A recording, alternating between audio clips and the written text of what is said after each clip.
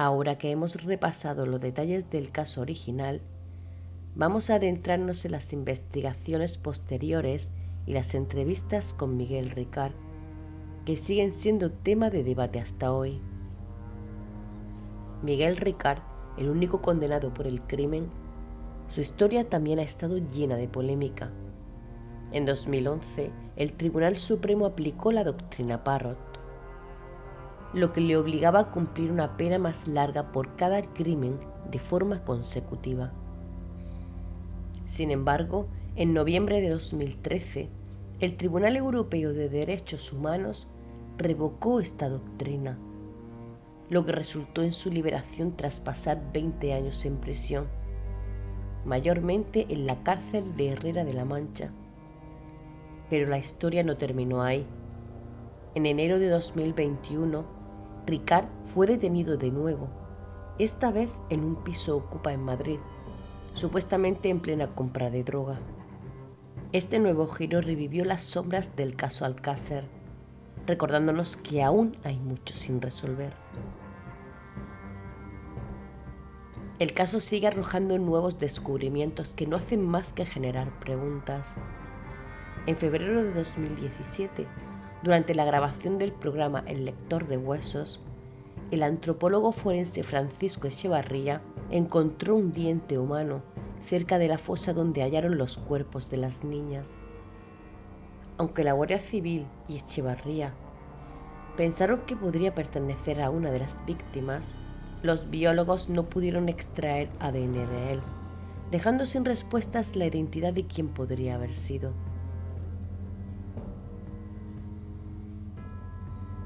En junio de 2019, una pareja que paseaba por la misma zona encontró más restos óseos. 4 huesos, que inicialmente parecían ser de un animal, resultaron ser falanges humanas tras el análisis del Instituto de Medicina Legal de Valencia y Echevarría.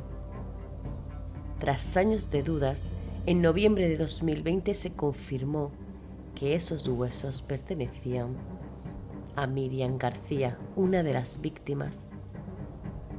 ¿Pero qué significa esto? ¿Por qué no fueron encontrados antes? Y por supuesto, el misterio de Antonio Anglés, el principal sospechoso, ¿sigue vivo? En 2020 y 2021 se tomaron nuevas declaraciones a la tripulación del City of Plymouth, el barco en el que Anglés pudo haber escapado.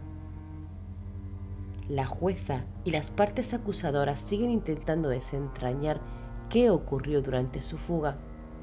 Algunos miembros de la tripulación han hablado de una posible ayuda para escapar, mencionando a 2 marineros que ya no están para confirmar la historia. Y aún se busca esa foto de Anglés, tomada antes de que el barco llegara a Irlanda. Pero ¿y si nunca aparece? ¿Realmente llegó a escapar? ¿O algo más oscuro sucedió? El caso de Alcácer, con más descubrimientos y giros, sigue siendo un rompecabezas que parece no tener fin, y cada nueva pista solo aumenta el misterio. ¿Qué nos falta por descubrir y qué secretos siguen ocultos? En octubre de 2021 se ordenaron nuevas diligencias para rastrear posibles pistas en los vehículos Opel Corsa y Seat Ronda. Se buscaban indicios genéticos que pudieran pertenecer a las víctimas, además de una inspección de recortes de tapicería de estos coches en el Instituto Nacional de Toxicología y Ciencias Forenses. La jueza también solicitó un análisis muy exhaustivo de más de 50 pelos que habían sido descartados en los estudios genéticos realizados en la década de los 90. El objetivo era claro: poder juzgar a Antonio Anglés en el caso de que estuviera vivo y fuera detenido antes de que prescribiera el delito. Sin embargo, en marzo de 2022 se conoció que no se había podido extraer ADN de los objetos analizados en los vehículos. La búsqueda de respuestas, una vez más, parecía quedar atrapada en la niebla de la incertidumbre. El caso de las niñas de Alcácer dejó una huella profunda en la sociedad española, no solo por la tragedia que representaba, sino por la forma en que los medios de comunicación lo trataron. Fue el nacimiento de la telebasura en España, un término que marcaría un antes y un después en la forma en que el país consumiría noticias. Durante los primeros días de la desaparición, los medios estuvieron en constante cobertura, sensibilizando al público con la búsqueda de las niñas. Programas como Quién sabe dónde en Televisión Española unieron a la nación en la esperanza de encontrarlas con vida. Pero todo dio un giro macabro el 27 de enero de 1993, cuando se encontraron los cuerpos. Ese mismo día, el programa de Tú a Tú de Antena 3, conducido por Nieves Herrero y Olga Biza, se trasladó hasta Alcácer para cubrir el evento en directo. Y lo que sucedió a continuación quedó grabado en la memoria de todos. Las cámaras captaron el dolor de las familias de las víctimas, en un acto que fue ampliamente criticado por su falta de sensibilidad. El momento más escalofriante llegó cuando Nieves Herrero le pidió a la madre de una de las niñas que abrace a su hija, mientras mostraban la foto de la niña muerta en pantalla. Y mientras todo esto ocurría, el público aplaudía cada nueva detención. El sensacionalismo estaba tomando el control y con ello nacía la telebasura en su máxima expresión. Con el paso de los años, la cobertura morbosa continuó en programas como Esta noche cruzamos el Mississippi de Telecinco, de Pepe Navarro, y El Llull de Alcácer, Canal Nou, de Amalia Garrigós. La violencia del caso no solo se refleja en las imágenes, sino en los detalles más grotescos que se compartían sin ningún pudor. Desde las condiciones de las víctimas hasta especulaciones sobre mutilaciones y otros aspectos íntimos. Figuras como Fernando García, padre de Miriam García, y Juan Ignacio Blanco, criminólogo, alimentaron teorías conspirativas que no hicieron más que aumentar el desconcierto en torno al caso. Y en la prensa escrita, las manipulaciones fueron igualmente escalofriantes. En 1997, Emilio Rodríguez Menéndez, abogado de renombre, publicó una supuesta entrevista con Antonio Anglés en el diario Ya. La Guardia Civil pronto desmintió la autenticidad de las fotos, que al parecer no correspondían al fugitivo. Un par de meses después, la revista Interview destapó que las imágenes eran una farsa creada para vender más ejemplares en un momento de crisis económica. El modelo que posó en las fotos, un argentino, aseguró no saber nada de la manipulación. Este escándalo llevó incluso a la dimisión del director del diario, José María de Juana. El caso Alcácer también inspiró diversas adaptaciones cinematográficas y televisivas. En 2009, Jaume Najarro realizó una versión libre del caso en la televisión Movie, El crimen de Peñasca. En 2018 se estrenó Las niñas, una película dirigida por Manuel Jiménez de Llano y producida por Netflix, que también tocó el tema. Pero la serie que más revuelo causó fue El caso Alcácer, lanzado en 2019 por Bambú Producciones en Netflix. Esta serie documental, creada por Ramón Campos y Elías León Siminiani, profundizó en los oscuros detalles del crimen y su repercusión mediática. A medida que la serie avanzaba, surgían nuevas teorías, nuevas pistas. ¿Sería posible que el misterio nunca se resolviera? El caso de las niñas de Alcácer volvió a ocupar el centro de atención mediática gracias al programa Código 10, presentado por Nacho Abad y David Alemán. Este espacio de True Crime se estrenó el 18 de abril de 2023 en 4, con el objetivo de profundizar en casos de sucesos que han conmocionado a la sociedad española. El programa ha dado un giro inesperado al incluir una entrevista con Francisco Emilio, investigador voluntario del triple crimen, quien dejó claro que no se tiene todo el conocimiento sobre el caso y aquellos que creen que sí, no están ayudando a resolverlo.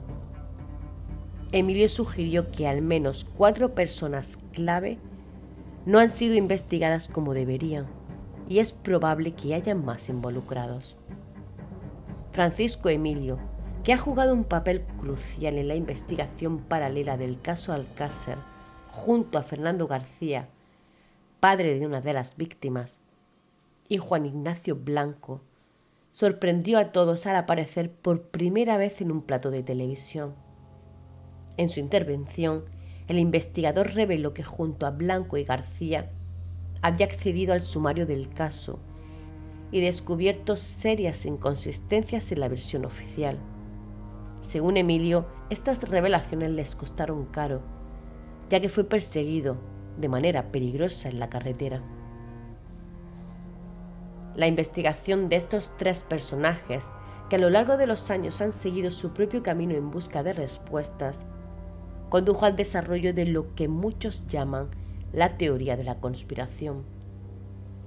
Esta teoría apunta a que al menos 4 personas influyentes estuvieron involucradas en el trágico destino de las niñas de Alcácer, un detalle que, según Emilio, sigue siendo crucial para entender lo que realmente ocurrió.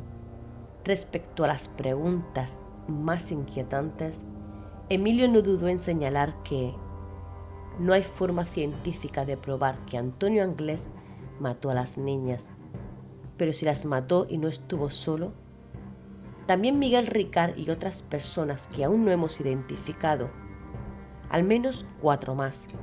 Incluso habló sobre la existencia de pruebas biológicas en el caso. Hemos identificado ADN de entre 5 y 7 perfiles distintos de vello púbico. Y por supuesto, la gran pregunta que aún persiste: ¿está Antonio Anglés vivo? A lo que Emilio respondió con misterio: esa es la gran incógnita. Lo que sabemos es que no tenemos un cadáver. Yo seguí su pista hasta Minglanilla, pero lo que ocurrió después es un misterio. Francisco Emilio ha hecho una revelación sorprendente. No éramos conscientes de que estábamos difundiendo teorías falsas. En una sincera confesión, el investigador admitió que en los primeros años de investigación participó en la propagación de teorías conspirativas sin contar con pruebas sólidas. Nosotros extendimos ideas que no estaban verificadas. Por ejemplo, hablamos de que la famosa alfombra fue quemada y destruida en un cuartel de la Guardia Civil, cuando en realidad estaba siendo analizada por el profesor Frontela. También se mencionó la existencia de una cinta de películas snuff, algo que nunca se comprobó. Emilio no dudó en criticar a los responsables de la investigación oficial. La Guardia Civil no hizo un trabajo fino, señaló con contundencia, subrayando la falta de precisión en los procedimientos y la investigación inicial del caso. Cuando se le preguntó qué más se podría hacer para resolver el caso Alcácer, Emilio no tuvo reparos en admitir que aún queda mucho por descubrir. Prácticamente todo. Miguel Ricard fue detenido y condenado por circunstancias que no tenían que ver con la verdad del caso. En cuanto a la figura de Ricard, Emilio respondió con misterio: si fuera un cabeza de turco, ya lo habría dicho, pero no lo es. Fue más partícipe de lo que se nos ha hecho creer. Las palabras de Emilio dan que pensar, sugiriendo que todavía hay muchos detalles sin esclarecer y que la verdad, tal vez, aún esté más oculta de lo que imaginamos. El caso fue objeto de gran controversia debido a las difusiones de imágenes explícitas de los cuerpos en los medios de comunicación, lo que generó debates sobre la ética periodística y la invasión de la privacidad. Además, hubo acusaciones de irregularidades en la investigación y en el juicio. El caso de las niñas de Alcácer sigue siendo recordado en España como un crimen atroz y un símbolo de la necesidad de mejorar los procedimientos judiciales y la cobertura mediática en casos sensibles. Aunque muchos aspectos del caso aún están sin resolver, el tratamiento mediático y las entrevistas a los implicados continúan siendo una parte importante de la discusión. ¿Creéis que algún día se resolverán todas las incógnitas de este caso? Dejadme vuestra opinión en los comentarios y, como siempre, si os ha interesado este análisis, no olvidéis darle like y suscribiros para más contenido sobre casos que marcaron nuestra historia. Hasta pronto, misteriosos.